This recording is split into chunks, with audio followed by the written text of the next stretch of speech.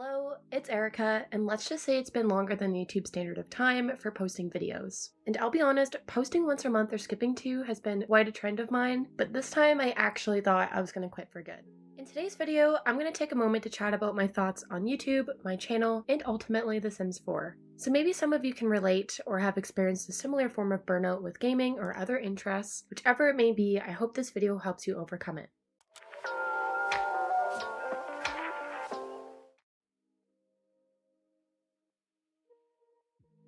So first off, let's chat about the real reason why you're here. Do you feel bored of The Sims 4? Are you overwhelmed by all of the Sims and the houses that you could make, but you can't find the inspiration or motivation to make them? Well, same. And my burnout was so bad that I haven't played The Sims 4 in almost 2 months. Not very good for my channel now, is it? So let's just jump straight into the question of, what exactly is burnout and why does it happen? According to the internet, burnout is a state of emotional, mental, and/or physical exhaustion that is often caused by prolonged or repeated stress. The term is often experienced by those who are professionally overworked, or it can appear into other areas of your life, such as parenting, caretaking, or social and romantic relationships. Ironically enough, burnout is now a negative moodlet that is in The Sims 4, which was introduced with The Sims 4 Growing Together expansion pack. When burned out, your sim will experience similar mental, physical, or emotional fatigue. Burnout can actually cause your sim to have an impact to work performance, it can hinder their skill progression, or it could even cause your sim to lose their job. But just like in real life, Sims can overcome burnout by taking a break from work, or whatever it is that caused them to feel burnt out. You can send them on vacation, have them pick up a new interest, or just partake in a different hobby. So following the suggestions of the game, let's look at a way that we can overcome feeling burnout with playing The Sims 4. The first thing that I do when I feel myself becoming bored of The Sims 4 is I send my current household on vacation, or I move them to a different world. Both of these actions provide an opportunity to build homes and lots for your Sims to live in or to travel to. You can stay at a campground, a cottage, a rental home, or move entirely to a new world. So adding these new world experiences, you can send your Sim to school, or you can give them a new job that aligns with the place that they move to. If you stick around the same house in the same town, things can get pretty boring rather quickly in your game, so go out and adventure with your Sims. So my second tip is the obvious one, to switch households or to create new ones. Now, if you're someone like me who is a generational simmer and you don't really like to have more than one household at a time, this can still work for you.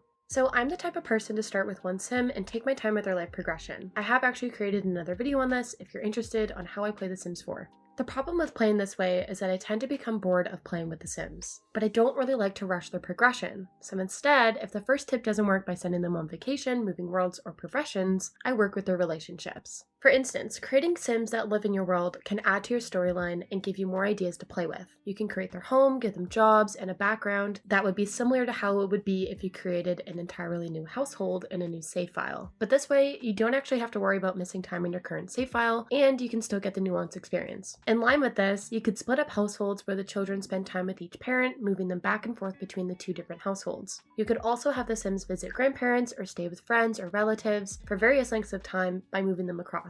By doing this, it just kind of introduces a new addition to your storyline or gives you a different house to play with or different Sims to play with that keeps things interesting. Sometimes when I want to play The Sims 4 but I don't really feel inspired, I will go online. My favorite ways to find inspiration online is by watching YouTube videos or by trying out a challenge in The Sims 4. So challenges are a guideline or written description of a storyline that you can follow. They are often posted on blog websites such as Tumblr, or you can just find them on different Sims forums. But I feel like challenges are a great way to introduce a different type of gameplay if you're used to playing a certain way, or they can also just kind of spice up the game a little. Lastly, when you're feeling really burnt out from playing The Sims 4 and the above options don't get the inspiration flowing, the only thing you really have left to do is take a break. Now, if you're a content creator, this can be a scary idea because your content heavily relies on you playing The Sims 4, or you may even think that if you're not playing, you aren't making content. But it's okay to take a break for a few days, or even weeks if you need to get your inspiration and your creativity back. In the meantime, try organizing your mods folder or download more custom content and mods. You can even post a video of it, or you can do other things that are still involving The Sims 4 but not directly playing The Sims 4. And sometimes doing this can actually get your inspiration flowing. If you download a cool house, or if you download some nice clothes, you may even want to create Sims, more lots from it, using the stuff that you just downloaded. But most importantly, don't be hard on yourself if you lose inspiration. Sometimes playing other games that interest you can inspire you to play The Sims 4 again. Some of my favorites are Stardew Valley and Animal Crossing. So if you've made it this far in the video, I hope that these tips give you some ideas for overcoming burnout. And maybe at the end of the day, it really just comes down to playing in moderation and making an effort to rotate your games and your interests to prevent feeling burnout. But that's not all there is to this video. In this next part, I want to talk about how burnout with gaming can ultimately give you burnout as a gaming YouTuber. And even if you aren't a YouTuber or a content creator for other platforms, I feel like this part of the video could still be applied to other interests in your life, so feel free to continue watching if you are interested.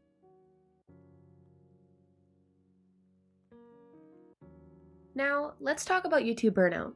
And I could probably make an entire video in itself on this, as many other YouTubers have, but I'm just going to chat about my experience. So last summer in 2023, I posted my first YouTube video. As a simmer since before I was 10, I always wanted to create Sims 4 content, so of course when I finally got the courage to post a video, I was on this high of wanting to post a lot of content and really going for it.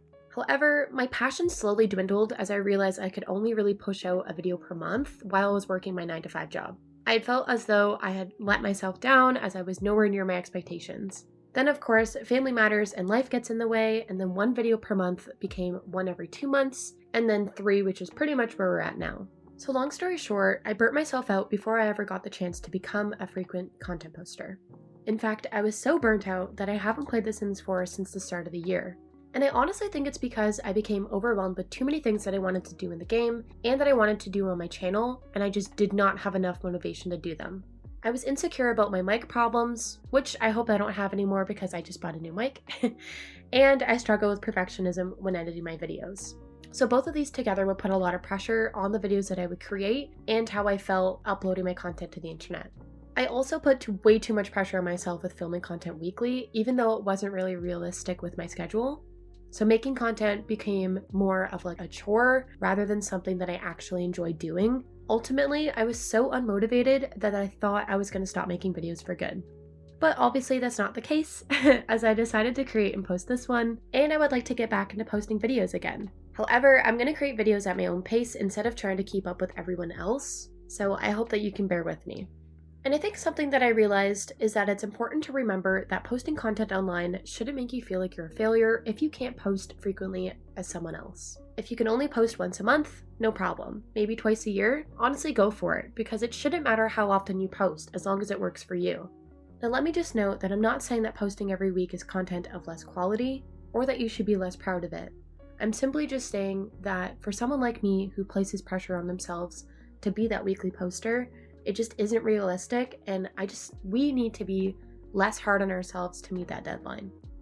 But anyways, that's what I wanted to say about YouTube burnout, and maybe you feel the same way, and I'm just here to tell you that you're not alone, and it's okay to not be the frequent poster. I mean, maybe I'm just using this video as a way to condone my regular uploads, but I think that's okay too.